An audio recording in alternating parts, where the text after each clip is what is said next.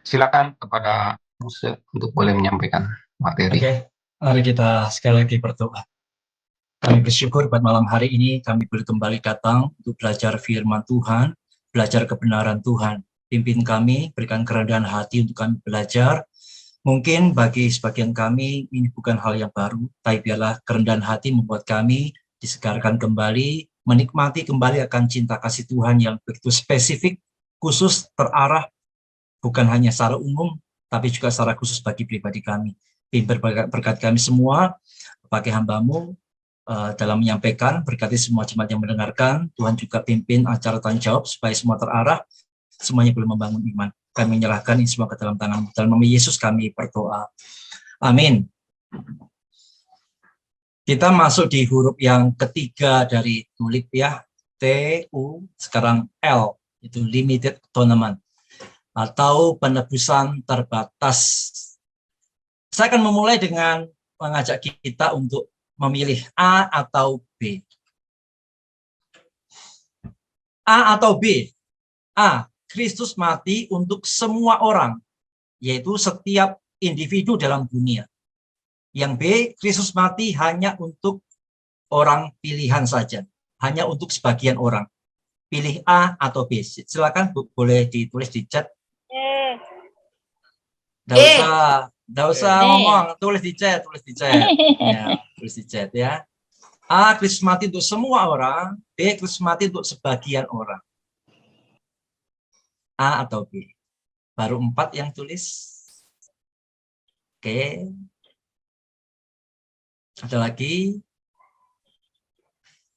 Ya, siapa lagi yang tulis di chat nanti dapat makan malam ya. Disiapkan oleh keluarga masing-masing. Oke. Oke. B. Oke. Oke, A, ada yang A, ada yang B. Tapi suara terbanyak ini B ya. Oke, selamat buat B ya. B terpilih dengan suara terbanyak. Kalau begitu sudah banyak yang ngerti ya. Jadi saya pikir kita tidak perlu berpanjang lebar ya. Kita langsung doa penutup saja begitu ya. Ini sudah ngerti semua ini mayoritas ya. A, Kristus mati untuk semua orang. Ini adalah pandangan yang dimiliki oleh kebanyakan orang ya. Mungkin termasuk kita sebelum kita belajar, kita mungkin punya pandangan A. Tapi setelah kita belajar, kita mengerti, oh ternyata B yang benar. Ya, tadi yang masih menjawab A mungkin bingung, oh masa sih Kristus mati untuk sebagian orang? Ya, kan banyak ayat Alkitab yang mengatakan Kristus mati untuk semua orang, untuk dunia. Nanti kita akan lihat ya. Oke, sekarang kita akan lihat definisi dari limited atonement itu apa sih sebenarnya? Limited atonement atau penebusan terbatas itu definisinya adalah kematian Kristus atau Kristus mati itu hanya untuk menebus orang-orang yang sudah dipilihnya sebelumnya. Jadi untuk sebagian orang, yaitu yang dipilihnya. Bukan untuk menebus semua orang dalam dunia ini. Oke ya, jadi inilah definisi penting dari limited atonement. Kematian Kristus hanya untuk menebus orang-orang pilihan saja. Bukan untuk menebus semua manusia dalam dunia ini. Jadi Kristus mati hanya untuk orang pilihan, bukan untuk semua manusia. Nanti kita akan lihat bahwa kebenaran ini didasarkan pada ayat-ayat Alkitab, juga pada pemikiran-pemikiran yang konsisten dengan kebenaran-kebenaran yang lain. Yang dibatasi di sini adalah tujuan penebusannya, bukan kuasa atau nilai penebusan. Jadi dikatakan penebusan terbatas, itu yang terbatas bukan kuasa penebusannya. Kuasa penebusan dari Kristus itu tak terbatas. Tapi tujuannya itu yang terbatas. Jadi ketika kita belajar limited atonement bukan berarti kita menyimpulkan, oh berarti Kristusnya kuasanya terbatas ya, penebusan tidak. Kuasa penebusan Kristus sebenarnya tidak terbatas. Yang dibatasi adalah tujuannya. Tujuan Kristus menebus, tujuan kematian Kristus itu terbatas hanya bagi orang-orang yang telah dipilih sebelumnya. Sekarang kita akan langsung masuk ke dasar Alkitab ya. Yang pertama, dasar bahwa kematian Yesus itu hanya diperuntukkan untuk menebus orang-orang pilihan saja, bukan untuk semua orang. Yang pertama dasarnya adalah dalam Perjanjian Lama tidak ada domba yang dikorbankan bagi semua orang tanpa kecuali. Selalu ada orang tertentu bagi siapa domba itu dikorbankan. Kita boleh baca Perjanjian Lama ya, pengorbanan domba-domba korban. Ketika domba itu dikorbankan, maka korban domba itu diperuntukkan hanya terbatas bagi sebagian orang, yaitu bagi orang-orang yang membawa domba itu kepada imam untuk dipersembahkan. Tidak pernah domba itu dikorbankan untuk semua orang. Untuk semua orang bahkan dalam dunia tidak pernah. Jadi domba yang dikorbankan dalam Perjanjian Lama itu spesifik hanya bagi orang-orang tertentu, bagi siapa domba itu dikorbankan.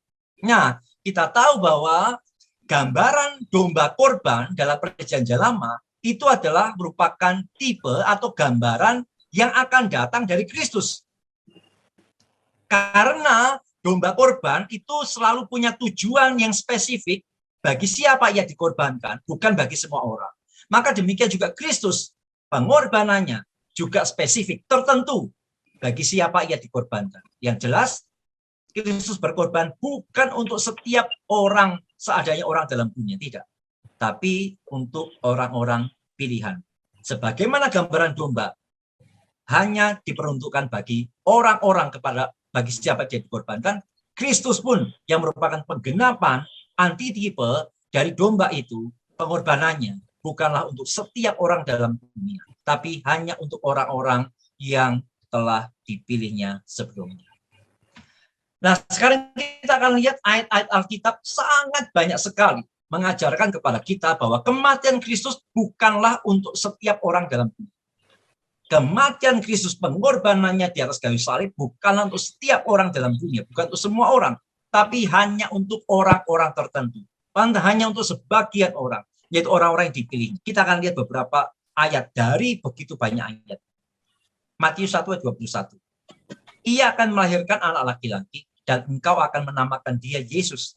Karena dialah, perhatikan, dialah, Yesuslah yang akan menyelamatkan umatnya dari dosa mereka. Perhatikan ya, Yesuslah yang akan menyelamatkan umatnya dari dosa mereka. Tidak dikatakan Yesuslah yang akan menyelamatkan semua manusia dari dosa mereka. Tidak. Tapi dikatakan yang diselamatkan siapa? Umatnya. Jelas tidak semua orang dalam dunia adalah umat Tuhan. Umat Yesus tidak. Hanya sebagian saja yang adalah umatnya, yaitu orang-orang yang dipilih. Dan hanya sebagian itulah yang dikatakan Yesus datang untuk menyelamatkan mereka. Ya, jadi ini tidak bicara seluruh orang dalam dunia. Umat. Matius 20:28. Sama seperti anak manusia datang bukan untuk dilayani, melainkan untuk melayani dan untuk memberikan nyawanya menjadi tebusan bagi banyak orang. Alkitab itu kata demi kata itu begitu penting ya. Sehingga ketika dikatakan Kristus itu memberikan nyawanya menjadi tebusan, bukan dikatakan bagi semua orang, bagi setiap orang tidak, tapi bagi banyak orang. Bedakan ya, banyak orang dengan semua orang dalam dunia, beda. Banyak itu adalah sebagian dari seluruh orang dalam dunia ini. Jelas tidak menunjuk pada setiap orang dalam dunia ya, tapi sebagian orang, dan jelas ini bicara orang umat pilihan. Yohanes 10 ayat 11 dan 15, akulah gembala yang baik. Gembala yang baik memberikan nyawanya bagi domba-dombanya. Sama seperti Bapa mengenal aku dan aku mengenal Bapa. Dan aku memberikan nyawaku bagi domba-dombaku. Nah, selain domba, kita kenal dalam Alkitab ada kelompok orang yang disebut sebagai apa? Kambing. Nah, di sini Yesus mengatakan bahwa dia mati sebagai gembala, itu memberikan nyawanya bagi domba-dombanya. Jelas ini bicara yang sebagian, yang tidak membicarakan seluruh orang dalam dunia. Ya. Masih lagi kita lihat Yohanes 15 ayat 13 dan 14. Tidak ada kasih yang lebih besar daripada kasih seorang yang memberikan nyawanya untuk sahabat-sahabatnya. Kamu adalah sahabatku jikalau kamu berbuat apa yang kuperintahkan kepadamu. Jelas sahabat-sahabat di sini tidak menunjuk pada setiap orang dalam dunia, tapi menunjuk pada umat pilihan saja. Kisah Rasul 20-28. Karena itu jagalah dirimu dan jagalah seluruh kawanan, karena kamulah yang ditetapkan Roh Kudus menjadi penilai untuk menggembalakan jemaat Allah. Perhatikan, jemaat Allah yang diperolehnya dengan darah anaknya sendiri. Jadi jemaat Allah inilah yang diperolehnya dengan darah Kristus. Jadi darah Kristus ditujukan untuk siapa? Untuk jemaat Allah. Jelas ini tidak bicara bagi semua orang dalam dunia, tidak. Jemaat Allah itu menunjuk pada sebagian saja. Dan itu jelas bicara adalah umat pilihan. Wahyu 5:9. Dan mereka menyanyikan suatu nyanyian baru, katanya. Engkau layak menerima gulungan kitab itu dan membuka materai-materainya. Karena engkau telah disembelih dan dengan darahmu engkau telah membeli mereka bagi Allah dari tiap-tiap suku dan bahasa dan kaum dan bangsa. Perhatikan, kita katakan dengan darahnya Kristus telah membeli mereka dari tiap-tiap suku dan bahasa dan kaum dan bangsa. Tidak dikatakan bahwa Kristus dengan darahnya telah membeli setiap orang. Tidak. Tapi adalah membeli mereka dari tiap-tiap suku. Jelas ini bicara tentang sebagian. Dan ini bicara tentang umat pilihan. Ya, tidak membicarakan setiap individu dalam dunia. Masih lagi Yohanes 17 ayat 9 dan 20. Ini tentang doa Kristus ya.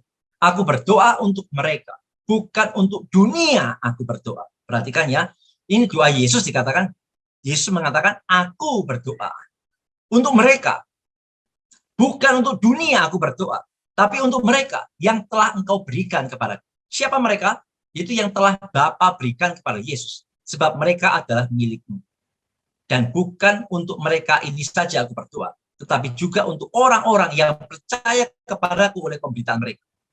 Jadi ayat 9 dikatakan Yesus berdoa untuk mereka. Ini bicara murid-muridnya. Ayat 20, Yesus berdoa bukan hanya untuk murid-muridnya, tetapi untuk orang yang percaya kepada Kristus oleh pemberitaan para murid. Jelas doa Yesus hanya dibatasi peruntukannya, tujuannya, yaitu bagi orang-orang yang percaya. Kalau Yesus berdoa hanya untuk orang-orang percaya, jelas ini terkait dengan penebusan Yesus yang memang hanya diperuntukkan bagi orang-orang pilihan. Seandainya Yesus memang mati untuk semua orang, maka akan aneh kalau dia berdoa hanya untuk sebagian orang saja. Karena dia berdoanya sebagian orang, yaitu umat pilihan, jelas kematiannya pun adalah untuk mereka yang telah dipilih oleh Bapa. Oke, ini adalah sebagian ayat yang berbicara tentang tujuan dari kematian Kristus. Jelas kita sudah lihat begitu banyak ayat. Dari begitu banyak ayat kita tahu bahwa Yesus mati, kematiannya tidak diperuntukkan untuk setiap orang dalam dunia. Yesus mati tujuannya jelas untuk orang-orang yang telah dipilih Bapa, yang diberikan kepada Kristus. Jadi ketika di atas kayu salib, kematiannya itu spesifik untuk nama-nama yang telah Bapa berikan kepada Kristus, bukan untuk seadanya orang. Ya. Ini tentang dasar dari limited atonement berdasarkan ayat-ayat Alkitab. Nah, sekarang kita akan lihat dasar yang lain dari limited atonement ini dikaitkan dengan tulip. Apa kaitan dengan tulip? Saudara, tulip ini ya, masing-masing itu bukan berdiri sendiri ya. Itu terkait satu sama lain. Dan ketika kita belajar tulip, ini kiranya membentuk satu sistematika pemikiran kita. Membentuk satu sistematika pemikiran yang boleh menolong kita untuk memahami kebenaran dengan lebih baik. Tulip ini adalah satu kebenaran yang terkait satu dengan yang lainnya. T, total depravity, kerusakan total. Bicara tentang keberdosaan manusia, bicara tentang kematian rohani manusia. Kalau dikatakan manusia itu mati rohani, maka tidak mungkin manusia itu bisa berbuat baik, Tidak mungkin manusia itu mencari Allah, tidak mungkin manusia itu mengenal Allah, namanya mati rohani. Bagaimana bisa berrelasi dengan Allah? Karena itu tidak ada dalam diri manusia bisa selamat dengan usahanya, karena dia mati rohani. Karena bagi orang yang mati rohani yang total depravity ini, perlu poin U, unconditional election. Perlu dipilih oleh Allah tanpa syarat. Kalau manusia yang mati rohani, tidak dipikirkan Allah, tidak dipilih Allah, ya jelas semua binasa. Atau yang mati rohani, seandainya dipilih Allah dengan syarat tertentu, ya pasti tetap binasa. Tidak mungkin manusia yang mati rohani bisa memenuhi syarat-syarat tuntutan Allah, tidak mungkin. Karena itu dikatakan poin yang kedua ini tentang pemilihan yang tanpa syarat. Allah memilih bukan tergantung pada situasi atau kondisi manusianya. Tapi Allah memilih berdasarkan dirinya dengan kasih karunia-Nya, dengan kerelaan hatinya, dengan belas kasihannya. Yang dilakukannya dengan memilih, bukan memilih semua orang, tapi memilih sebagian orang. Dari mana kita tahu bahwa tidak semua orang dipilih?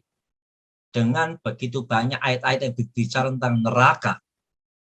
Kalau memang Allah memilih setiap orang, semua orang, ya neraka tidak ada. Tapi bahwa neraka ada. Dan sudah ada yang masuk ke sana. Jelas membuktikan bahwa mereka bukanlah orang yang dipilih. Tidak semua dipilih. Manusia yang rusak total, tidak mungkin selamat. Maka untuk selamat, perlu Allah yang memilih dengan tanpa syarat. Nah, yang sudah dipilih Allah ini bagaimana? Yang sudah dipilih Allah tanpa syarat ini tidak mungkin bisa tiba-tiba langsung masuk ke surga. Karena kondisi mereka masih berdosa ini. Keadilan Allah menuntut pengorbanan. Karena perlunya penebusan untuk menebus orang-orang yang sudah dipilih ini tadi. Sudah mengerti ya? Jadi semua orang telah rusak total. Setiap orang sudah rusak total. Sudah. Ya. Di dalam pandangan Allah, semua manusia sudah rusak total. Maka dengan kasih karunia-Nya, dia memilih sebagian tanpa syarat untuk diselamatkan. Dan yang dipilihnya sebagian ini tidak bisa langsung dicemplungkan ke surga. Tidak bisa. Masih berdosa. Yang sebagian ini, yang masih berdosa ini, perlu ditebus. Karena itu perlunya poin L, penebusan. Nah, cuma poin L ini menjawab pertanyaan, siapa yang ditebus Yesus? Jelas bukan bicara semua yang total depravity, tidak.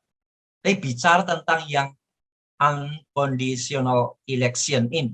Yang telah dipilihnya tanpa syarat inilah yang ditebus oleh Kristus.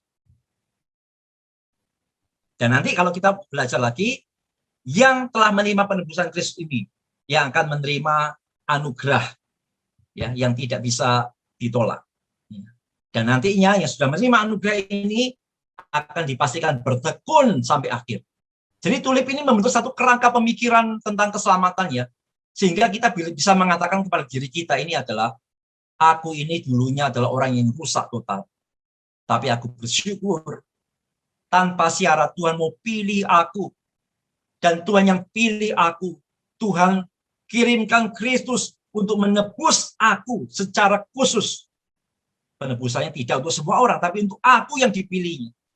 Dan aku yang sudah ditebus ini, menerima anugerah yang begitu limpah, yang tidak bisa aku tolak. Dan anugerah yang sudah aku terima itu adalah anugerah yang bersifat kekal, di mana aku akan selama-lamanya bersama-sama dengan Tuhan. Aku pasti akan bertekun sampai akhir. Kira-kira kerangka pemikiran ini bisa teradaptasi dengan diri kita sendiri. Jadi kita tidak sekedar mengisi pemikiran, tapi juga benar-benar mengalami tulip ini. Mengalami kesadaran akan kerusakan total kita. Bagaimana kita kemudian bersyukur dipilih Tuhan. Lebih bersyukur lagi kita disiapkan penebusan secara khusus. Bersyukur lagi kita diberikan iman. Bersyukur lagi iman kita dijaga, bahkan sampai pada kekekalan. Ini satu kerangka keselamatan sebenarnya. Oke, sekarang kita akan kembali lagi. Bagaimana limited atonement ini berkaitan dengan dua poin yang sebelumnya, secara khusus dengan poin yang sebelumnya, yaitu adanya predestinasi, yaitu yang pemilihan tanpa syarat itu ya, tidak memungkinkan Allah melakukan penebusan terhadap semua orang. Karena memang bukan rencananya untuk menyelamatkan semua orang. Saya mengajak kita memikirkan bagian ini. Semua orang berdosa, tapi yang dipilih sebagian. Maka tidaklah mungkin Yesusnya datang untuk menebus baik yang dipilih maupun yang tidak dipilih. Tidak mungkin. Ngapain Yesus menebus yang tidak dipilih? Yang pasti binasa. Buat apa? Alkitab tidak mengajarkan itu. Jelas Yesus datang, dia mati, dia menderita. Hanya untuk menebus yang dipilih saja. Dan itu nanti akan memastikan keselamatan. Adalah sesuatu yang aneh ketika orang bersikeras, oh Yesus mati untuk semua orang, bahkan untuk yang tidak dipilih. Sesuatu yang saya pikir menghina Tuhan ya. Seolah-olah Tuhan itu kurang kerjaan atau mubazir dengan karyanya atau yang lain. Tidak. Ya, jadi limited atonement terkait dengan dua huruf sebelumnya dari tulip ya, tidak terpisahkan. Dan mengapa kita harus percaya tentang penebusan terbatas ini? Karena lawan dari penebusan terbatas itu adalah unlimited atonement. Penebusan yang tak terbatas. Yesus mati untuk semua orang. Sekarang kita pikirkan, saudara. Seandainya benar, Yesus mati untuk semua orang dalam dunia. Untuk setiap individu dalam dunia. Dari Adam sampai manusia terakhir sebelum kiamat. Yesus mati untuk mereka semua. Konsekuensinya apa? Maka ada dua kemungkinan. Yesusnya berhasil mencapai tujuannya. Yaitu dia mati dan menebus semua orang. Dia berhasil. Maka akibatnya apa? Akibatnya adalah semua orang selamat. Dan ini akan menimbulkan ajaran yang namanya universalism. Yaitu yang mengajarkan pada akhirnya semua akan selamat. Semua akan masuk surga. Dan saudara harus tahu bahwa universalism ini sesat. Oke, mengerti ya? Maka seandainya unlimited atonement, penebusannya tidak terbatas. Penebusannya untuk semua orang dari Adam sampai manusia terakhir dalam dunia. Seandainya semua itu ditebus Yesus, maka kemungkinan pertama, Yesusnya berhasil menebus mereka semua. Dan semuanya selamat. Maka akan terjadi universalism. Dan ini adalah ajaran sesat. Tidak mungkin penebusan Yesus menghasilkan semua orang masuk surga. Itu akan bertentangan dengan Alkitab. Alkitab sudah mencatat di neraka ini tidak kosong. Sudah banyak orang di sana. Ya. Atau kemungkinan kedua, Yesusnya gagal. Karena faktanya sudah banyak orang masuk neraka. Jadi begini, Yesus datang untuk menebus semua orang dalam dunia. Tapi ternyata, yang ditebusnya tetap ada yang masuk neraka. Berarti Yesus gagal dong. Sudah ditebus, kok masih masuk neraka? Dari dua kemungkinan ini, mana yang bisa diterima? Dua-duanya tidak bisa diterima. Universalism tidak bisa diterima. Allah yang gagal juga tidak bisa diterima. Allah yang gagal bukanlah Allah. Begitu. Jadi, ingin menolak limited atonement, mempercayai Yesus mati untuk semua orang, hanya akan dua kemungkinan. Semua orang masuk surga, atau Allahnya gagal. Karena faktanya, banyak orang masuk neraka. Konsekuensi yang lain, kalau Yesus memang mati untuk semua orang, maka orang yang masuk neraka itu telah menerima penghukuman dua kali. Penghukuman pertama ditanggung oleh Yesus, penghukuman yang kedua dia tanggung di neraka. Jelas ini tidak adil. Dan ini tidak mungkin Allah lakukan. Ya. Yesus mati kan untuk menanggung hukuman dosa, menanggung hutang dosa manusia. Nah, seandainya yang ditanggung itu semua orang, dan ternyata sebagian orang masuk neraka, ini berarti kan orang yang masuk neraka menerima hukuman dua kali. Yang pertama hukumannya ditanggung Yesus, yang kedua hukumannya dia tanggung sendiri. Allahnya tidak adil kalau begitu. Dan ini lagi-lagi tidak memungkinkan Allah yang seperti itu. Jadi saudara sekalian, menolak limited atonement, mempercayai Yesus mati untuk semua orang, menghasilkan konsekuensi yang sangat parah sekali. Dan saya pikir manusia normal tidak akan mau menerima konsekuensi-konsekuensi yang seperti itu. Oke, jadi itu adalah kita sudah melihat rangkuman atau intisari dari limited atonement. Kita sudah lihat dasar-dasar Alkitabnya. Kita sudah lihat konsistensi dengan kebenaran dari tulip yang lain, dari huruf-huruf dalam tulip yang lain. Dan kita juga mengkaitkannya, seandainya limited atonement ini ditolak, konsekuensinya apa? Jelas konsekuensinya sebuah kesesatan yang parah. Jadi tidak bisa tidak. Pemikiran kita harus ditundukkan. Perasaan kita harus ditundukkan. Menerima kebenaran yang Alkitab sajikan. Bahwa memang Yesus mati bukan untuk seadanya orang dalam bumi. Kematiannya, tujuan kematiannya khusus bagi orang-orang yang telah dipilih oleh Bapa sebelumnya. Sekarang kita akan membahas terus kalian keberatan-keberatan yang biasanya disampaikan untuk menentang limited atonement. Keberatan-keberatan yang biasanya disampaikan untuk menyanggah kebenaran bahwa Yesus mati untuk sebagian orang. Biasanya keberatan ini adalah tentang kata-kata dunia. Ya. Seperti Allah mengasihi dunia. Atau kata-kata semua orang. Nah, kita akan lihat ya.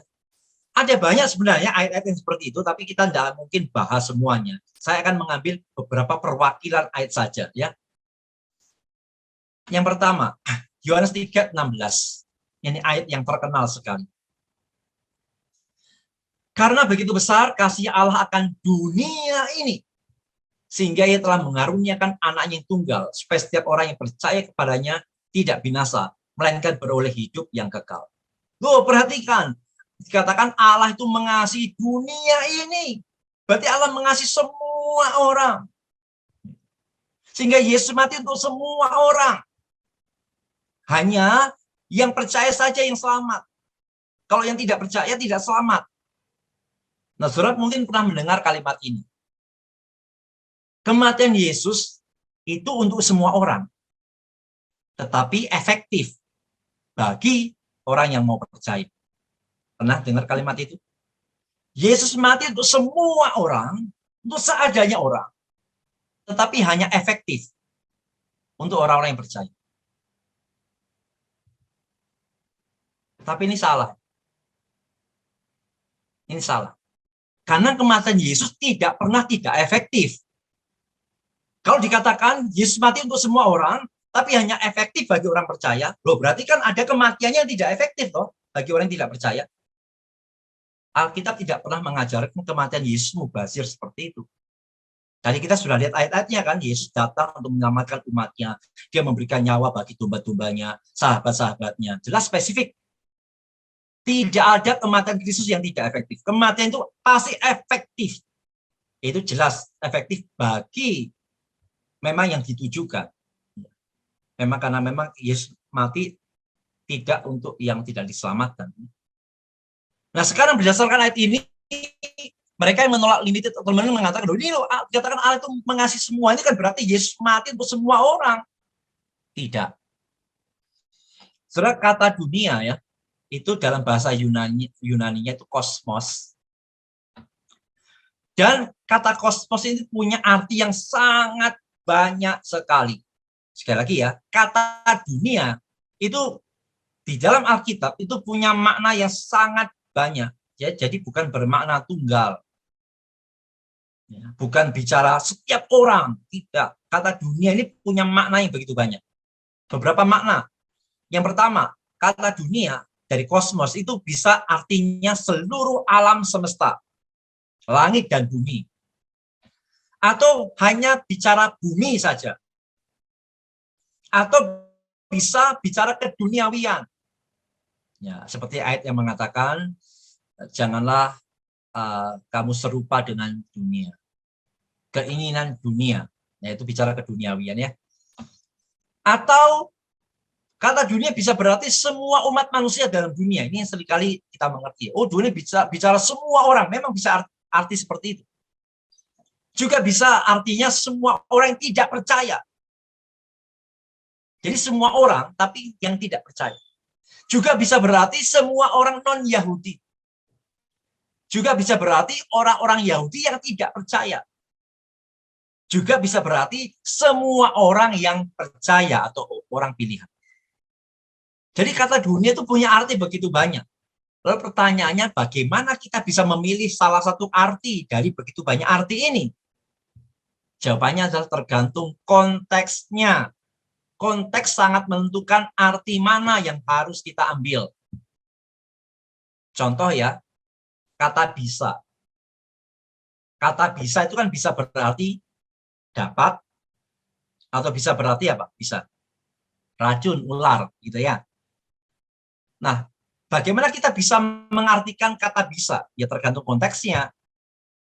Misalkan kalimatnya adalah saya bisa saya bisa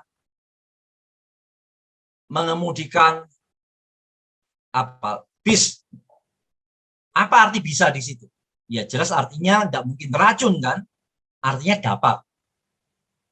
Tapi kalau kalimatnya orang itu mati karena bisa ular kobra. Ya kata bisa di situ tidak boleh diartikan dapat. Karena kacau nanti kalimatnya. Harus diartikan racun. Maka konteks menentukan arti mana yang tepat. Oke, sekarang dari Yohanes 3:16. Kira-kira kata dunia ini, saudara sekalian, dari kemungkinan arti ini, mana yang paling tepat? Karena begitu besar kasih Allah akan dunia ini. Apakah alam semesta? Jelas tidak. Bumi? Tidak. Keduniawian? Bukan. Semua umat manusia? Kalau ini diartikan semua umat manusia, maka akan hasilnya tadi universalisme. Yesus mati untuk semua orang, Yesus menebus semua orang. Kalau dunia ini diartikan semua orang dalam dunia, jatuhnya pada ajaran sesat universalisme. Kalau diartikan semua orang yang tidak percaya, bagaimana Yesus mati untuk orang yang tidak mau percaya? Kalau diartikan semua orang non-Yahudi, tidak cocok konteks. Diartikan orang-orang Yahudi yang tidak percaya, tidak terlalu cocok dengan konteksnya. Maka yang paling tepat, kata dunia dalam Yohanes 3:16, itu harus memilih arti yang terakhir. Semua orang yang percaya. Jadi kalau boleh diartikan, Yohanes 3:16, karena begitu besar kasih Allah akan setiap orang yang dipilihnya. Jadi, saudara bagaimana mengerti Yohanes 3:16 selama ini? Saudara pikir ini adalah bicara semua orang dalam dunia? Bukan. Ini bicara kasih Allah yang begitu besar kepada umat yang sudah dipilihnya sebelumnya. Dari mana kita bisa tahu arti ini harus diambil? Itu dari konteksnya. Konteks yang paling dekat dengan ayat 16 itu adalah ayat 17. Saudara perhatikan 17.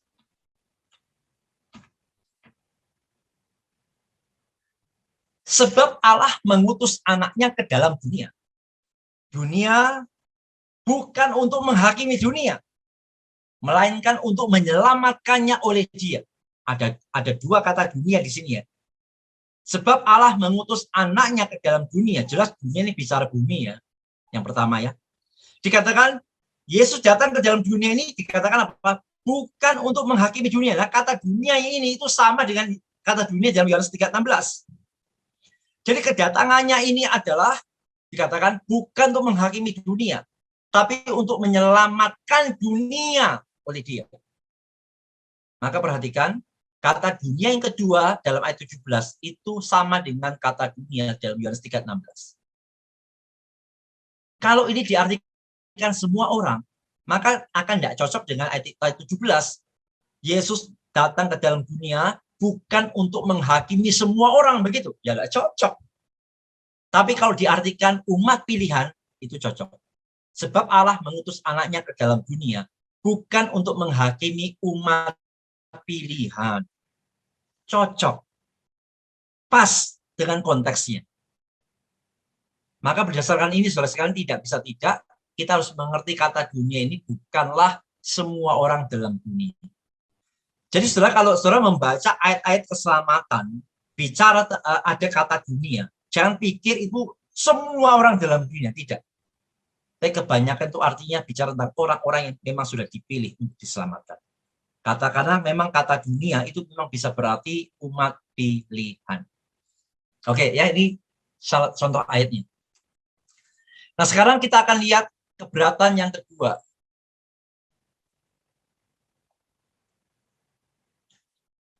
Keberatan yang kedua. Dan ia adalah pendamaian untuk segala dosa kita. Dan bukan untuk dosa kita saja, tetapi juga untuk dosa seluruh dunia. Saudara, ayat ini diklaim sebagai ayat yang paling sakti. Yang paling sakti untuk menyangkal limited atonement.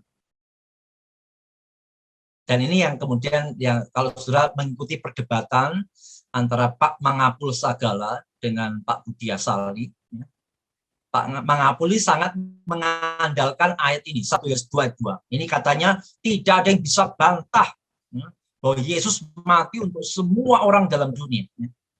Nah, kita kembali baca ayatnya ya. Dan ia adalah pendamaian untuk segala dosa kita. Dan bukan untuk dosa kita saja, tapi juga untuk dosa seluruh dunia. Wah.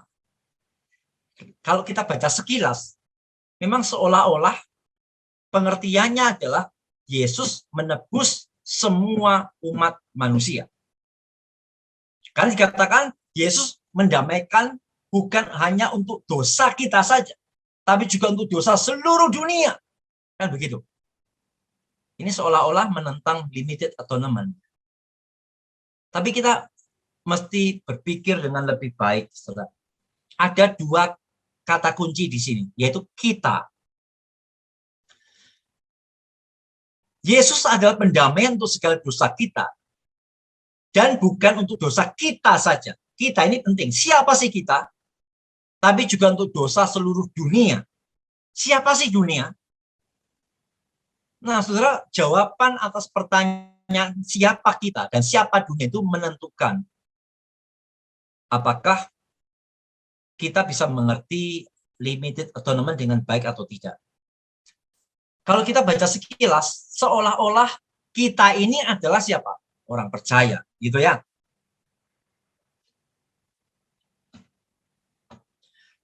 Kalau kita bicara sekilas, kita ini adalah, ya kita orang percaya. Dan kalau kita baca sekilas, siapa dunia? Ya semua orang.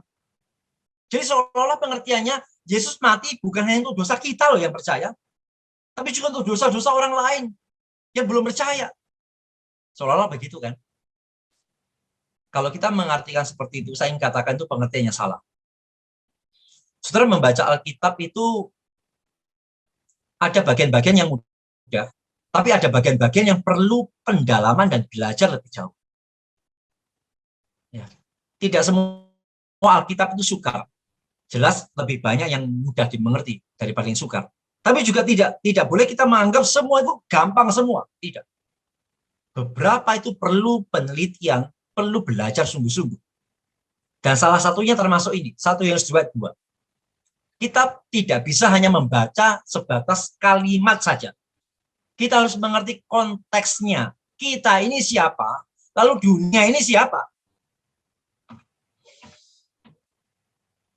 Nah, saudara, sebenarnya kata kita itu bukan menunjuk kita yang percaya.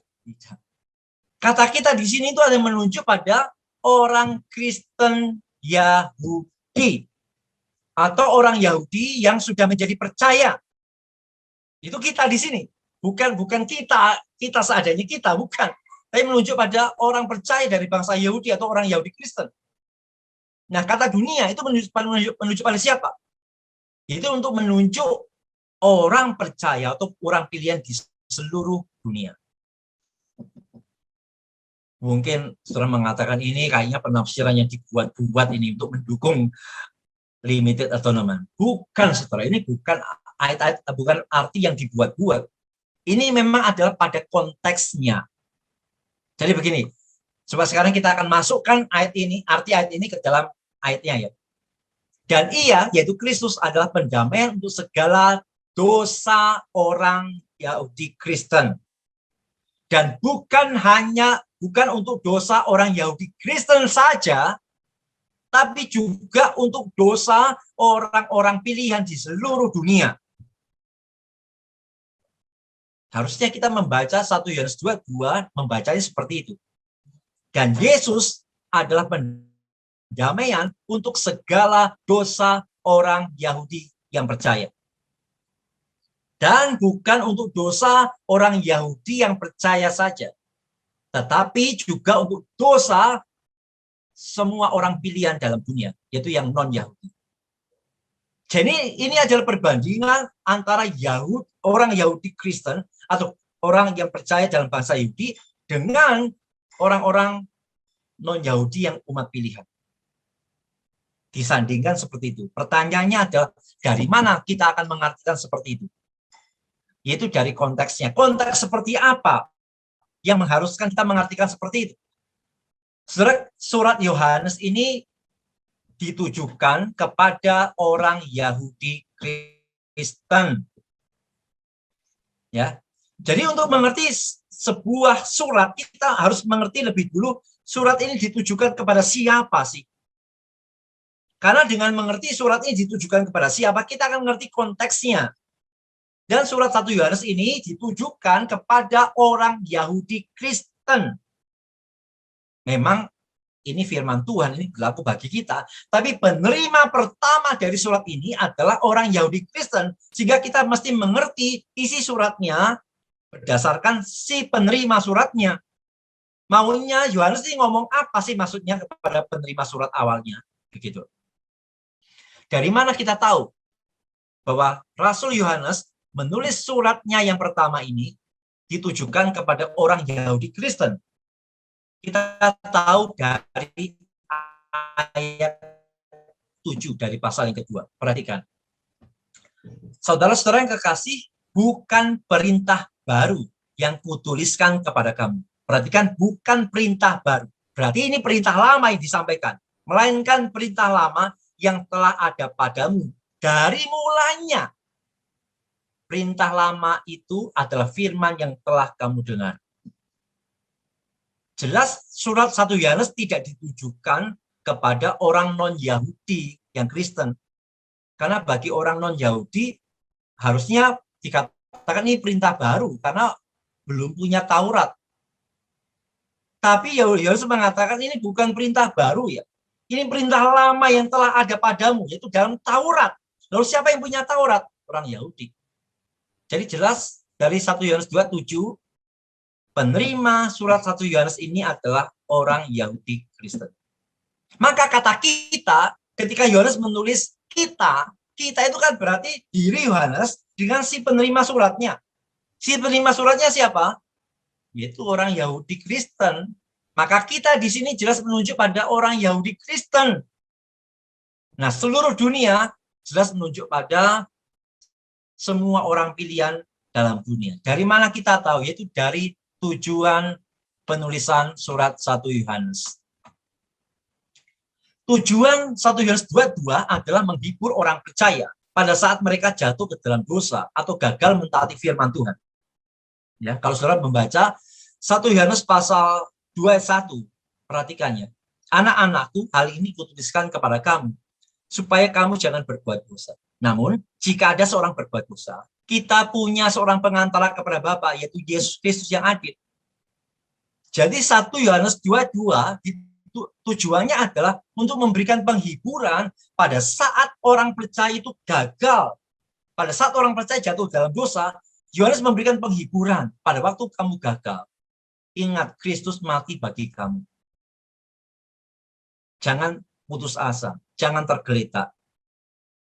Datang kepada Tuhan, terima pengampunannya dia. Berdasarkan tujuan ini, maka kata dunia ini harus diartikan pada orang-orang percaya dalam dunia. Kalau kata dunia ini dimengerti pada semua orang seadanya orang, maka ini tidak cocok dengan tujuan surat ini dituliskan. Tujuan surat ini, tujuan 1 Yohanes 2:2 ini tujuannya untuk menghiburkan orang percaya yang jatuh dalam dosa. Loh, kalau kata dunia diartikan semua orang dalam dunia termasuk yang tidak percaya, loh, yang tidak percaya itu tidak mungkin dapat penghiburan seperti ini. Maka tidak cocok dengan tujuan. Jadi untuk mengerti 1 Yohanes 2:2, maka kita itu harus diartikan orang percaya bangsa Yahudi, dunia diartikan umat pilihan. Dengan itu akan cocok dengan konteksnya, kepada siapa surat itu ditujukan dan apa tujuan penulisan 1 Yohanes 2 itu. Jadi 1 Yohanes 2:2 tidak bisa dipakai untuk menghancurkan limited atonement, tidak bisa. Ya, meskipun ini diklaim sebagai ayat yang paling ampuh ya untuk apa ya, menggugurkan kebenaran limited atonement, tidak bisa. Yang menganggap bisa menggugurkan kebenaran limited atonement adalah mereka yang mengartikan secara salah bagian ini. Yang jelas artinya salah itu tidak sesuai dengan konteks yang dekat dengan 1 Yohanes 2:2. Oke, sekarang kita akan lihat beberapa ayat yang lain. Tadi kita sudah lihat tentang dunia ya. Jadi saudara sekalian, keselamatan yang Alkitab catat ketika itu terkait dengan kata dunia, hati-hati. Jangan pernah mengartikannya sebagai semua orang dalam dunia, tidak. Kalau itu berkaitan dengan keselamatan, biasanya kata dunia itu artinya adalah orang-orang pilihan, bukan untuk semua orang. Ya. Sekarang kita akan lihat kata semua orang yang seringkali dipakai ya untuk menentang limited atonement. 2 Korintus 5:15. Dan Kristus telah mati untuk semua orang, supaya mereka yang hidup tidak lagi hidup untuk dirinya sendiri, tetapi untuk Dia yang telah mati dan telah dibangkitkan untuk mereka. Lalu yang menentang limited atonement mengatakan, loh ini ayatnya Yesus mati untuk semua orang. Setelah semua orang tidak selalu mutlak berarti setiap orang dalam dunia. Tidak.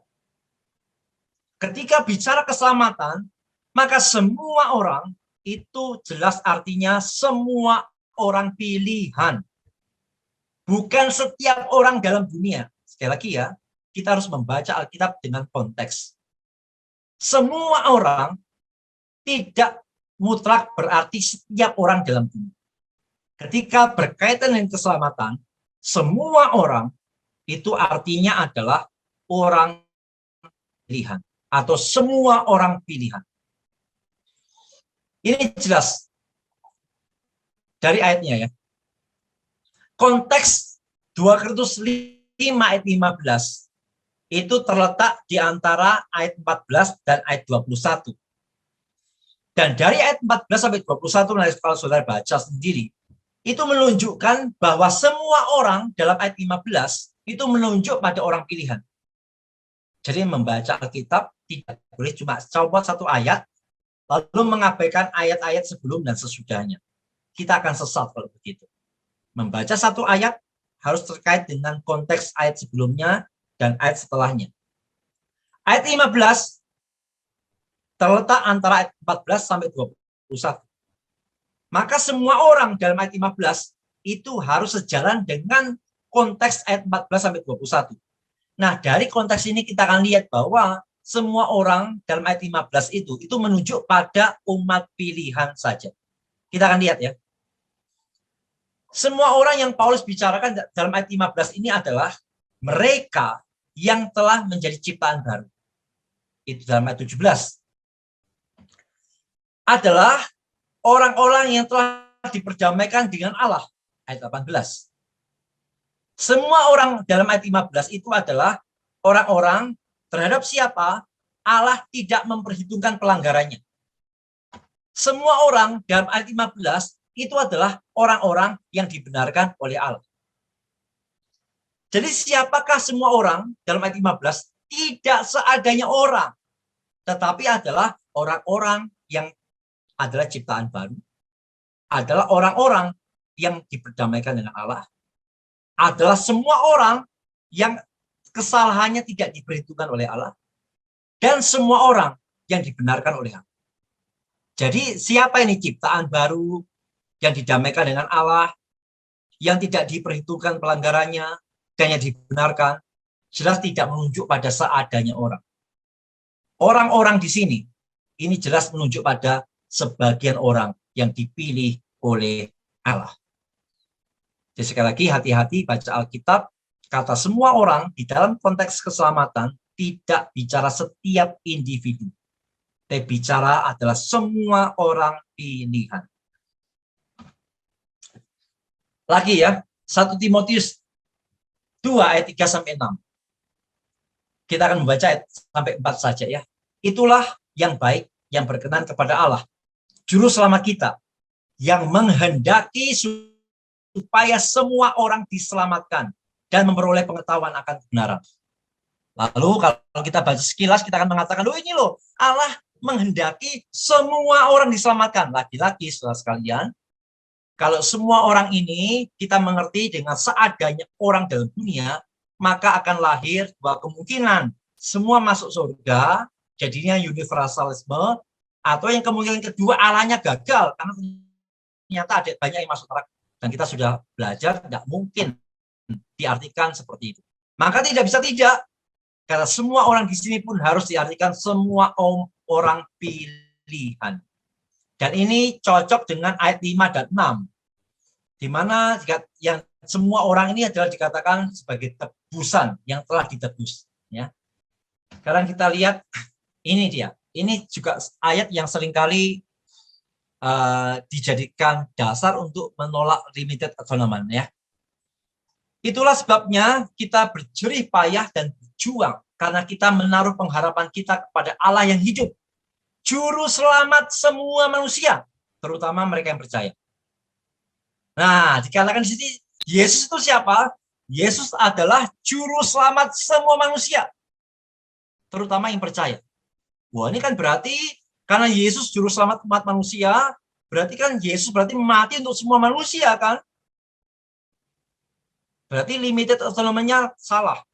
Ketika mengatakan Yesus mati hanya untuk orang percaya, hanya untuk orang pilihan, salah.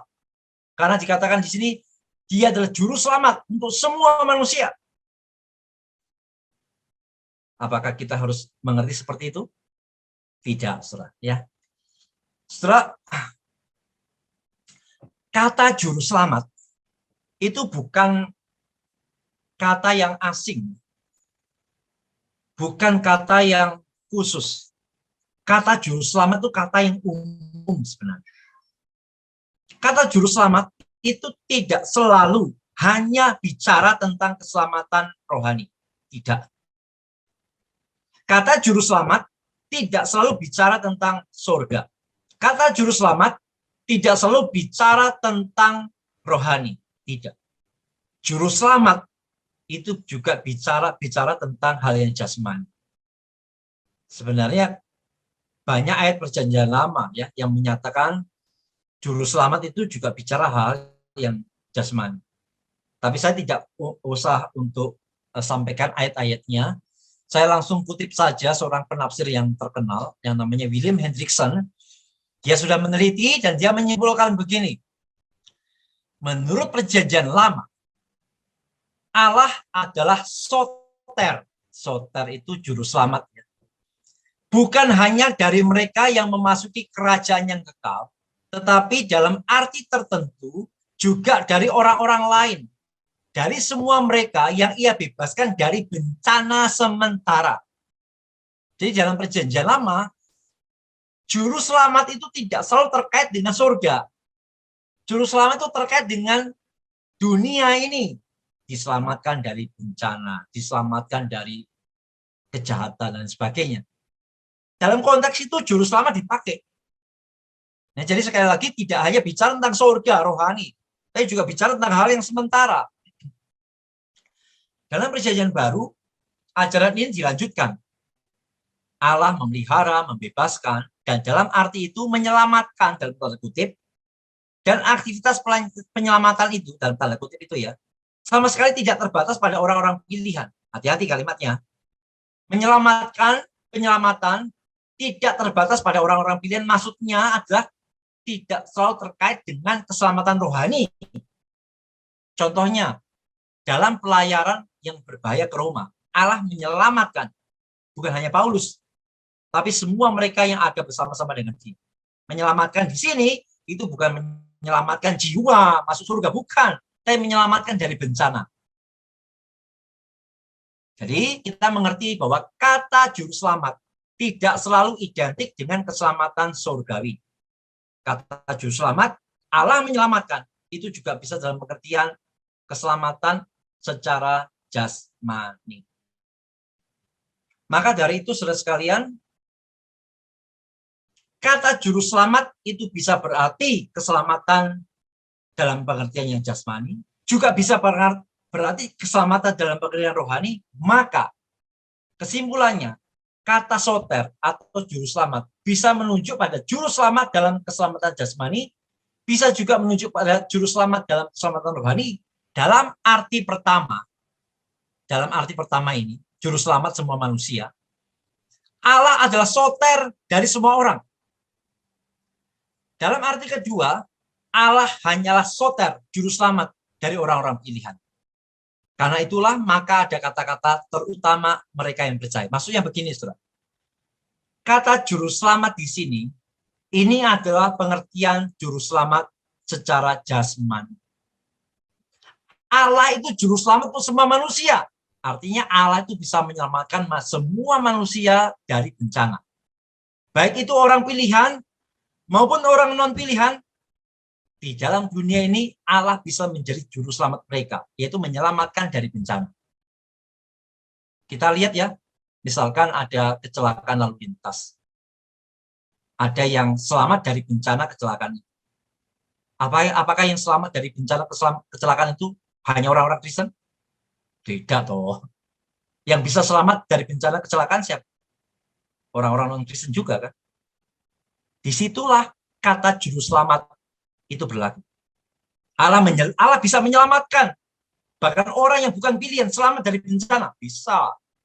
Maka dalam pengertian itulah kata kalimat juru selamat semua manusia ini berlaku. Yaitu Allah itu sebagai penyelamat manusia secara umum dari bencana. Itu bisa. Maka disambung dengan terutama mereka yang percaya. Ini baru berlaku kata juru selamat dalam pengertian yang rohani. Bagi yang percaya, maka Allah itu juru selamat secara rohani. Tapi bagi semua manusia, Allah itu juru selamat dalam pengertian juru selamat secara jasmani. Tapi bagi yang percaya, dia pasti juru selamat dalam hal rohani. Jadi dalam pengertian itulah kita mesti mengerti ayat ini. Oke ya. Sekarang kita lanjut habis.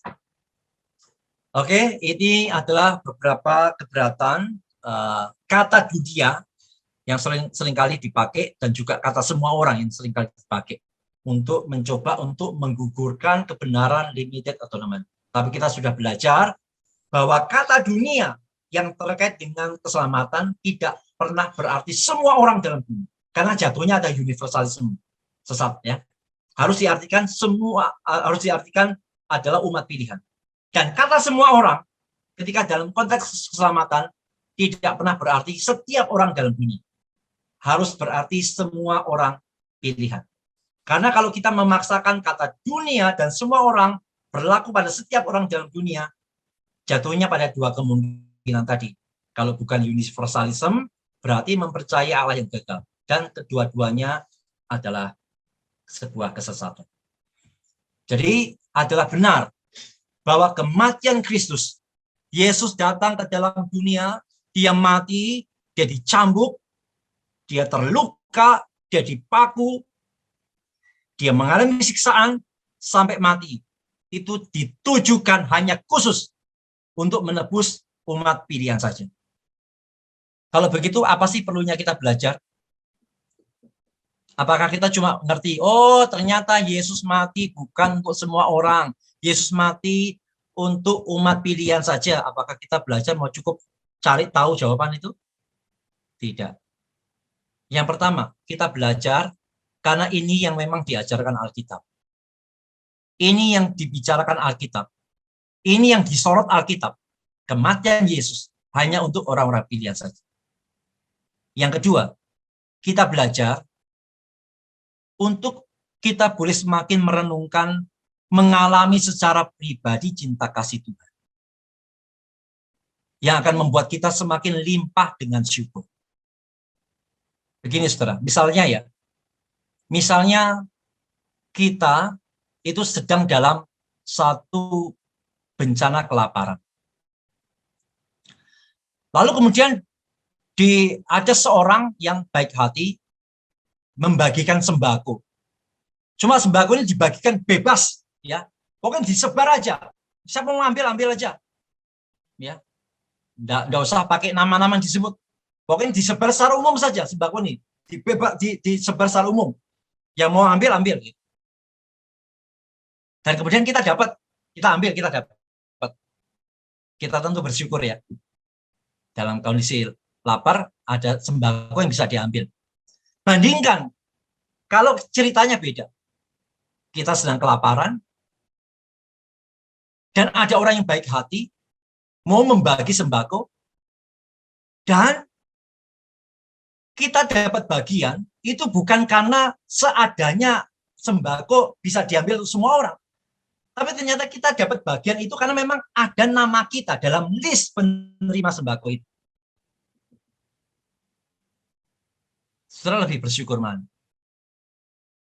Menerima sembako yang merupakan sebaran secara umum atau menerima sembako karena itu diberikan khusus kepada saudara. Kalau saya lebih bersyukur yang kedua. Aduh, ternyata aku ini diingat ya sama si A itu, dia ingat betul aku sehingga nama aku ada dalam catatan dia, menerima kebaikannya. Aduh, senang banget. Kan begitu. Sama kaitan dengan limited atonement. Yesus mati bukan untuk seadanya orang. Tidak, tapi dia mati dengan nama-nama kita yang ada di dalam pikirannya. Dia dicambuki, dia pikul salib, dia dipakukan, itu diperuntukkan secara khusus bagi kita yang ada dalam pikirannya. Yang diberikan Bapa kepada dia. Khusus. Spesifik. Jadi kalau saudara merasa biasa mendengar berita Yesus mati, Yesus berkorban, mungkin saudara belum mengerti bagian ini. Bahwa ada nama kita, pribadi lepas pribadi, di kayu salib, di kematian Kristus. Ada nama kita di sana. Bagi kitalah Yesus mati. Maka harusnya ini membuat kita punya semakin mau mencintai Tuhan dengan lebih lagi gitu. Kalau Yesus saja mau pikirkan aku seperti itu, kapan aku mau pikirkan Yesus? Kalau Yesus yang pikirkan aku saja mau menderita bagi aku, mengapakah aku tidak mau mengikut dia dengan sungguh-sungguh? Kalau Yesus sudah pikirkan aku mau mati bagi aku, apa alasanku tidak mau mengabdi melayani dia? Kalau Yesus yang pikirkan aku sampai dia korbankan segala-galanya, mengapakah aku harus pelit bagi pekerjaan Tuhan? Dampaknya mestinya harus ke sana setelah kita mempelajari bagian ini, saudara.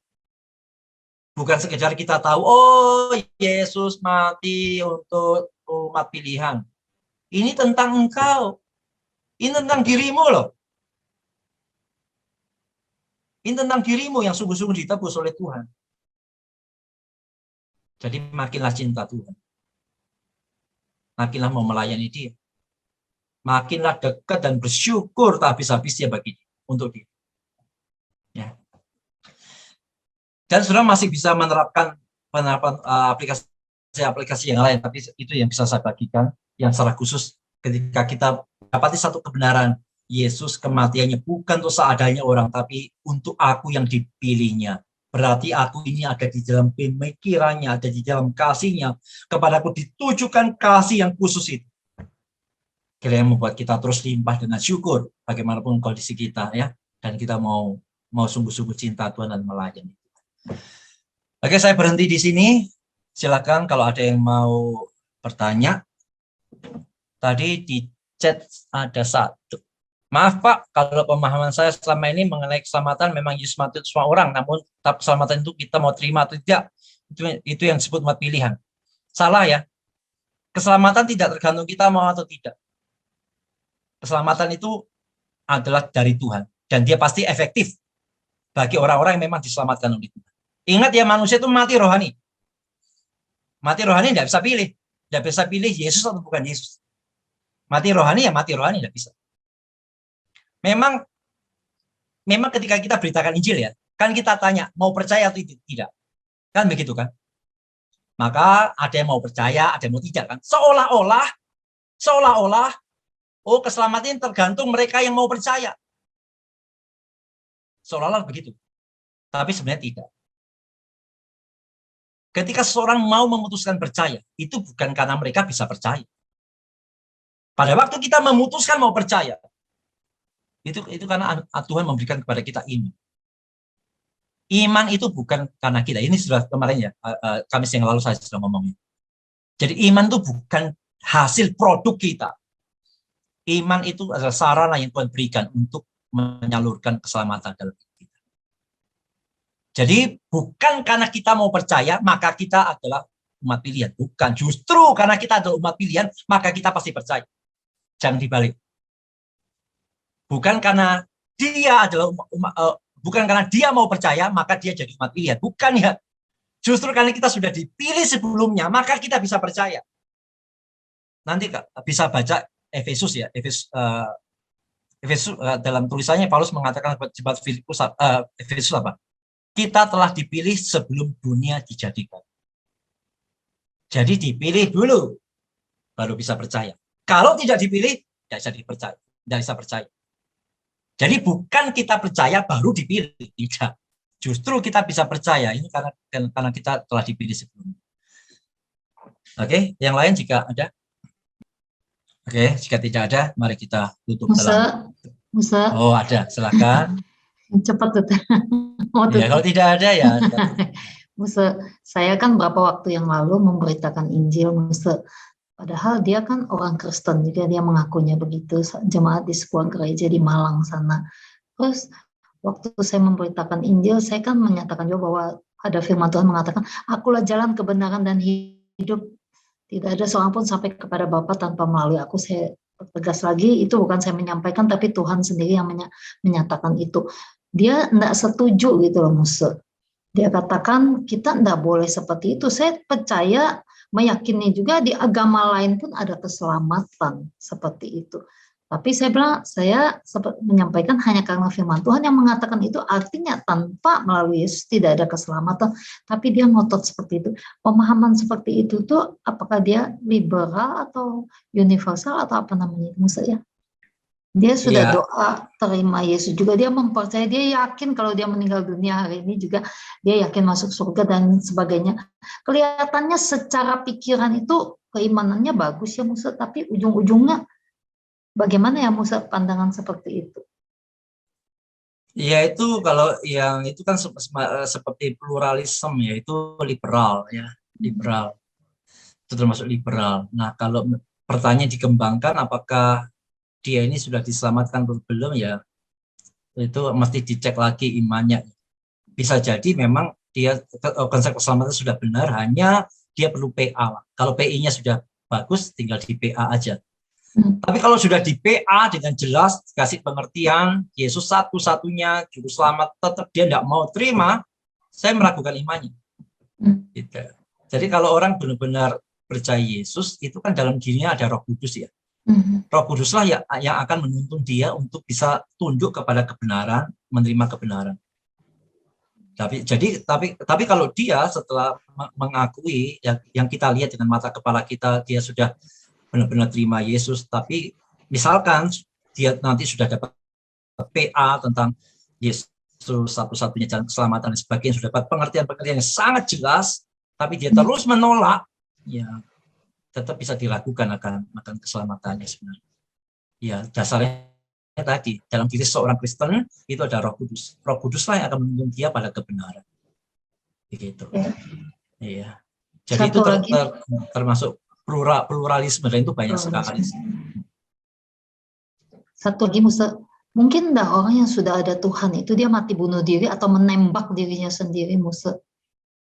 Saya percaya orang Kristen sejati itu tidak mungkin mati dengan cara bunuh diri. Dia mungkin bisa mengadakan percobaan bunuh diri. Tapi kalau dia orang Kristen sejati, tidak mungkin akan berhasil dengan mati dengan cara bunuh diri. Mau coba? Dasarnya apa? Orang mati dengan bunuh diri itu kan karena dia tidak ada kekuatan untuk menanggung bebannya kan. Karena dia kan punya beban berat nih, berat banget dia. Satu belum selesai tambah satu, maka dia mengatakan aku mau mati saja, mengakhiri hidup, aku tidak kuat lagi. Begitu dia bunuh diri dan mati, maka berarti 1 Korintus 10:13 tidak berlaku bagi dia. 1 Korintus 10:13 mengatakan apa? Pencobaan yang kamu alami itu biasa, tidak melebihi kekuatan manusia. Allah itu setia. Karena itu pada waktu kamu dicobai, Ia akan memberikan kepadamu jalan keluar sehingga kamu dapat menanggungnya. Loh, ini kan janji Tuhan, ini janji Tuhan untuk orang-orang pilihan. Jadi seberat apapun orang pilihan itu nggak mungkin akan tidak dapat menanggung beban. Dia pasti bisa menanggung beban. Dan kalau dia bisa menanggung beban, nggak mungkin dia mati karena beban. Jadi itulah dasar mengapa saya mengatakan, mempercayai bahwa orang pilihan, orang Kristen sejati tidak mungkin akan mati dengan cara bunuh diri. Kalau ada orang mati karena bunuh diri, ya bukan orang pilihan, bukan orang sungguh percaya. Karena orang percaya dijaga Tuhan, seberat apapun pergumulan itu pasti kuat. Nggak mungkin nggak kuat, pasti kuat. Mungkin meskipun orang itu mengatakan, aduh berat aku udah sanggup, pasti sanggup, Tuhan sanggup. Kalau dia coba-coba, misalnya ada kejadian baru-baru ini kan, dia coba minum cyanida, katanya coba-coba ngancam, ternyata keterusan mati gitu loh, Muse. Kalau dia benar-benar mati karena percobaan itu ya pasti saya yakin dia bukan orang yang sungguh percaya. Cuma jangan itu ya, jangan jadikan ini jadi percobaan ya. Aku ini benar-benar pilihan atau enggak ya. Cobalah, aku coba minum cyanida. Kalau mati berarti bukan pilihan ya, bukan itu ya. Yang itu. 1 Korintus 10:13 itu jadi dasar yang kuat untuk mengatakan. Muse, Yo, ada kejadian tapi ya saya nggak tahu persis betulnya, cuman yang bersangkutan itu minta eutanasia, artinya karena sakitnya dia minta lebih baik mati daripada hidup. Maka dia menyiapkan kematiannya, ada ibadahnya. Dia mati beneran karena dia minta itu, karena dia udah nggak tahan dengan kehidupannya karena penyakitnya. Itu gimana, Mus? Orang minta mati itu bisa terjadi ya. Cuma gimana pada akhirnya dia mati? Apakah eutanasianya itu dia lakukan sendiri? Kalau dia lakukan sendiri kan berarti bunuh diri. Kan gitu. Tapi kalau eutanasi yang dilakukan orang lain, ya orang lain yang eutanasi itu kan berkaitan dengan sikap etis orang yang melakukan, tapi tidak tergantung dengan orang yang minta. Orang yang minta sih, menurut saya tidak harus selalu dikaitkan dengan orang tidak selamat sih. Orang bisa saja sih minta mati. Elia pernah minta mati. Pernah enggak Elia minta mati? Pernah. Jadi orang yang minta mati tidak selalu terkait dengan orang yang tidak sanggup. Dia pasti disanggupkan meskipun dia merasa tidak sanggup. Jadi tidak selalu terkait dengan tidak diselamatkan sih menurut saya. Masih dalam batas-batas manusiawi ya, meskipun itu bisa menandakan satu penurunan rohani bisa, tapi tidak menandakan bahwa orang itu tidak punya iman sih. Jadi secara tidak langsung eutanasia itu dibolehkan.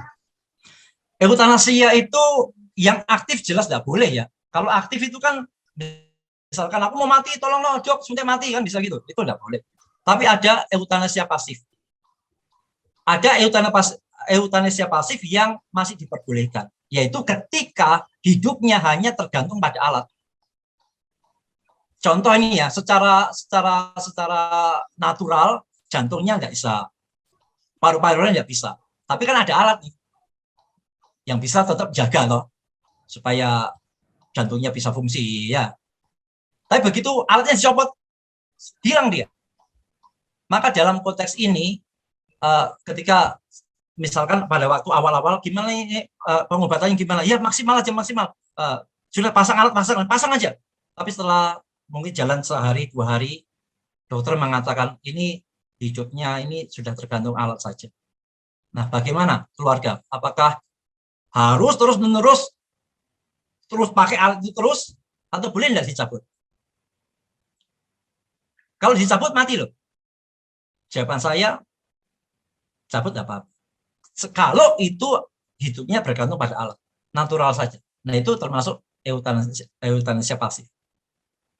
Bukan suntik mati, itu aktif. Tapi mencabut kebergantungan hidup atau detak dia dari alat itu masih diperbolehkan. Dalam konteks itu euthanasia pasif masih boleh ya. Tapi kalau aktif jelas salah. Begitu Pak Andi? Ya. Ini titip kotak titip tanya. Iya, nggak usah titip, ada situ lah titip. Ini kan tulip ini diciptakan atau ditulis oleh orang-orang yang setelah Kristus. Bagaimana dengan orang-orang yang sebelum Kristus lahir katanya? Orang-orang itu apakah diselamatkan? Abraham. Tidak percaya Yesus maksudnya. Abraham selamat. Abraham, terus Nuh, Daud, sebelum Yesus semua kan? Selamat. Nah, bagaimana sih orang-orang perjanjian lama itu bisa selamat loh? Yesusnya kan belum ada kan? Gimana sih orang-orang perjanjian lama itu bisa selamat? Apakah selamatnya karena mereka hebat? Tidak, tetap selamatnya mereka karena iman. Semua Alkitab bicara keselamatan karena iman. Hanya bedanya adalah imannya orang PL sebelum Yesus dengan imannya orang PB setelah Yesus beda. Imannya orang PL itu adalah iman yang melihat ke depan. Melihat pada sesuatu yang belum terjadi. Yesusnya belum datang, tapi mereka mengimani sang Mesias itu. Sama, objek imannya sama. Yesus tetap, Mesias tetap. Selamat. Nah, kita orang perjanjian baru, kita ada setelah Yesus. Iman kita iman yang menoleh ke belakang. Melihat Yesus yang sudah ada, yang pernah ada. Tapi tetap senternya kan Yesus ya. Yang perjanjian lama lihat Yesus yang belum ada, jadi imannya ke depan. Kita imannya menoleh ke belakang. Tapi tetap Yesus. Mana yang lebih hebat? Imannya orang PL atau imannya orang PB? Mana yang lebih hebat? PL. Tidak ada yang lebih hebat, karena iman itu anugerah. Bukan karena orang lebih hebat, PL kan belum lihat ya Tuhan. sudah percaya. Iya, tapi kan diberikan Tuhan ya, bukan karena mereka bisa melihat. Sama lah kalaupun orang PB kita meskipun sudah lihat, tapi kan banyak tidak percaya. Jadi tetap dalam bicara iman itu tidak ada siapa yang lebih hebat.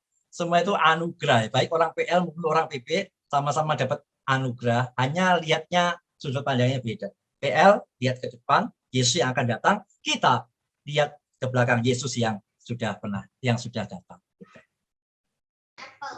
Maksudnya Abraham kan belum kena Kristus.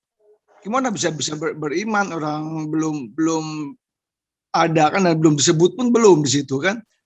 Tapi pernah baca Ibrani enggak bahwa Abraham disebut orang beriman? Ya, tapi beriman kepada Allah Bapa waktu itu kan, karena dia belum kena Tuhan Yesus Kristus.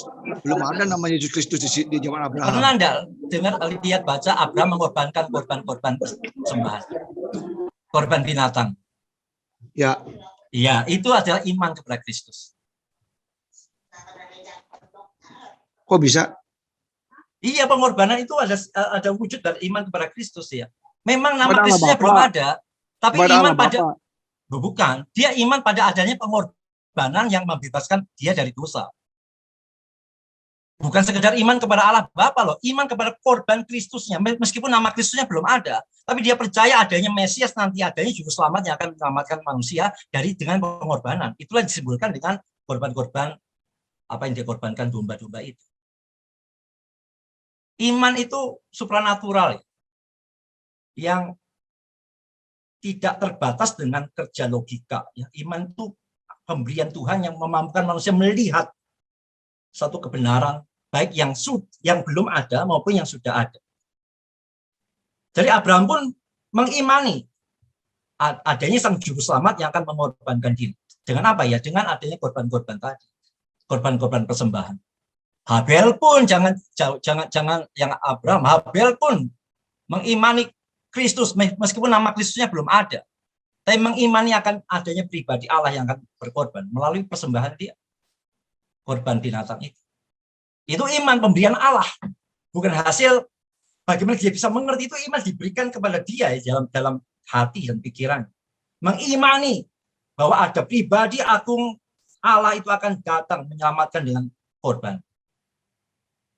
Nah, mereka kemudian menggambarkan itu ya, mewujudkan imannya dengan korban-korban tadi yang merupakan tipe dari Kristus yang akan datang. Memang betul nama Yesusnya mereka belum kenal, Kristusnya mereka belum kenal, tapi pribadinya mereka sudah kenal, yang akan datang menyelamatkan manusia dengan cara mengorbankan diri. Itu iman. Iman tentang pribadi Allah yang datang untuk menyelamatkan dengan mengorbankan diri. Dalam konteks itulah Abraham dikatakan orang beriman. Bukan sekedar iman kepada Allah Bapa, tidak, tapi kepada Allah yang memang berkorban. Korban ini penting ya, karena iman keselamatan harus terkait dengan korban. Nah, karena itulah dalam Perjanjian Lama korban Kristus digambarkan dengan korban-korban binatang-binatang sembelihan. Maksudnya mungkin kalau lebih tepatnya saya sih paham maksudnya Watak mungkin orang-orang kan kalau Abraham itu kan orang Yahudi dan mungkin yang seputaran Yahudi lah.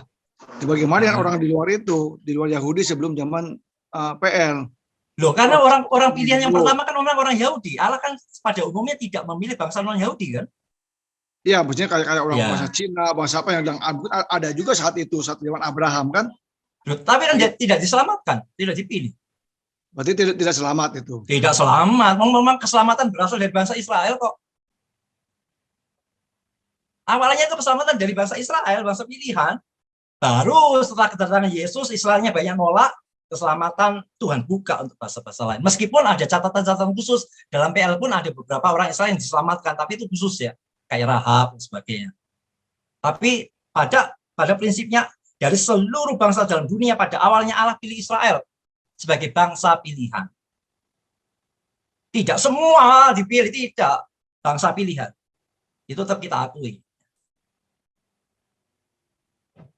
Jadi orang-orang Chinese yang hidup pada masa, bahkan pada masa apa tuh Abraham, ya, mereka tidak jelas bukan bangsa pilihan. Ya. Bangsa pilihan dari Israel, Allah turunkan firman Tuhan, turunkan perjanjian lama tuh bangsa Israel. Dari situ keselamatan memang berakar, bukan untuk umum semua, tidak. Berakar dari Israel. Musa, Ya. tambahan aja, orang Israel aja yang keluar dari Mesir bukan orang pilihan kan, Musa? Betul. Tapi kan bangsanya bangsa pilihan. Bangsanya. Ya, maksudnya kan ini, jangankan kita ngomong bangsa yang lain. Bangsa Israel aja yang keluar dari Mesir itu bukan orang pilihan semua. Betul. Karena mati di padang gurun. Iya, betul. Terima kasih, Yok.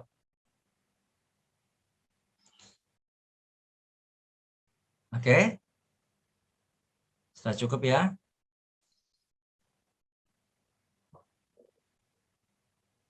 Mari saudara kita tunduk kepala, kita berdoa. Sekali lagi saya mengajak saudara untuk merefleksikan sebentar. Apa sih yang sudah Yesus lakukan untuk hidup? Coba saudara jawab pertanyaan sederhana dalam hati ini. Apa yang sudah Yesus lakukan bagi hidup?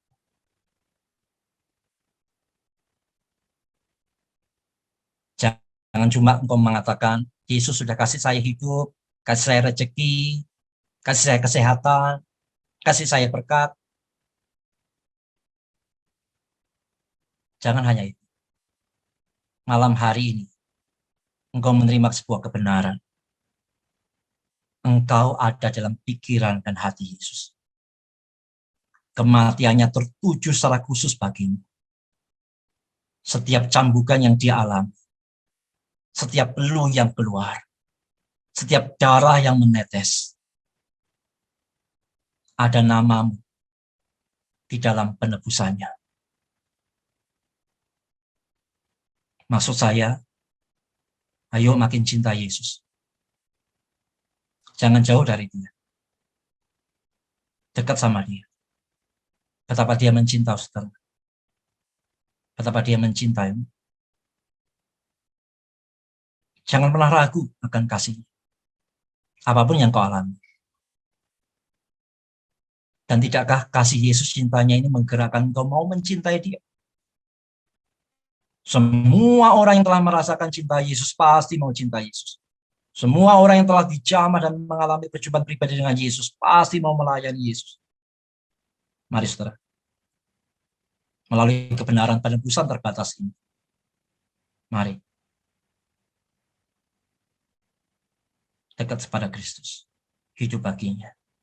Yang sudah sangat mencintai engkau. Dengan korbannya yang tak ternilai itu. Ambil waktu sebentar, berdoa, komit lagi sama Tuhan, cinta lagi sama Tuhan, hidup lagi bagi Tuhan. Tuhan, kami bersyukur melalui kebenaran firman Tuhan yang kami dengar pada malam hari, mengingatkan kami kembali betapa kami dicintai oleh Tuhan. Lebih dari apa yang pernah kami pikirkan dan kami duga. Besarnya cintamu bagi kami. Meskipun sehingga saat ini mungkin seringkali mengabaikannya. Menganggapnya remeh, menganggapnya biasa. Tolong kami malam hari ini, bawa kami untuk kembali merasakan akan cinta Tuhan yang begitu besar kepada kami yang tidak layak. Dan biarlah dengan itu mendorong kami mau hidup mengasihi Tuhan, mengabdi kepada Tuhan, memberitakan Injil bagi Tuhan. Dan terima kasih, berkati semua yang sudah ikut, berkati, berikan pertumbuhan iman, pertumbuhan rohani, pengertian, dan biarlah dengan ini semua kami boleh menjadi berkat bagi yang lain juga. Yang ucap syukur dan menyerahkan istirahat kami malam hari ini dalam tangan Tuhan. Biarlah penyertaan Tuhan sempurna memberikan kepada kami istirahat yang baik, dan esok pagi kami boleh kembali bangun mengawali hari bersama Tuhan, memuji mengucap syukur untuk penyertaan Tuhan yang sempurna. Ini doa kami mengakhiri untuk PJ dan PA pada malam hari. Dalam nama Yesus kami berdoa. Amin.